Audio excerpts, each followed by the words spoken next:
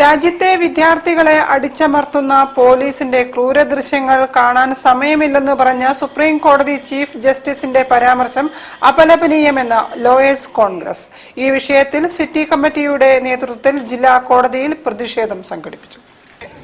NEET ചോദ്യപേപ്പർ ചോർച്ചയുമായി ബന്ധപ്പെട്ട് ദില്ലിയിൽ നടക്കുന്ന വിദ്യാർത്ഥി പ്രക്ഷോഭത്തോട് കേന്ദ്ര സർക്കാരും സുപ്രീം കോടതിയും സ്വീകരിക്കുന്ന ജനാധിപത്യ വിരുദ്ധ നിലപാടിൽ പ്രതിഷേധിച്ച് ഇന്ത്യൻ ലോയേഴ്സ് കോൺഗ്രസ് സിറ്റി കമ്മിറ്റിയുടെ നേതൃത്വത്തിൽ കോഴിക്കോട് ജില്ലാ കോടതിയിൽ ഗാന്ധി പ്രതിമയ്ക്ക് മുൻപിൽ പ്രതിഷേധം സംഘടിപ്പിച്ചു.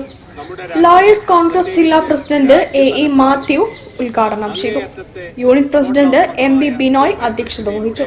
വിദ്യാർത്ഥികളെ സമരക്കാർ ആക്രമിക്കുന്നതിന്റെ വീഡിയോ കാണാൻ സമയമില്ലെന്നും ധാരാളം ജോലിയുണ്ടെന്നുമുള്ള സുപ്രീം കോടതി ചീഫ് ജസ്റ്റിസിന്റെ പരാമർശം അപലപനീയവും ഭരണഘടന ഉയർത്തിപ്പിടിക്കുന്ന മൂല്യങ്ങൾക്ക് നിരക്കാത്തതാണെന്നും വിദ്യാർത്ഥി പ്രക്ഷോഭങ്ങൾ ലോകത്തിൽ വലിയ മാറ്റങ്ങൾ കൊണ്ടുവന്നിട്ടുണ്ടെന്നും ജനാധിപത്യത്തെ അടിച്ചമർത്തുന്ന ഗവൺമെന്റിന്റെ സ്ഥാനം ചരിത്രത്തിൽ ചവറ്റുകുട്ടയിലായിരിക്കുമെന്നും അധ്യക്ഷൻ പരാമർശിച്ചു.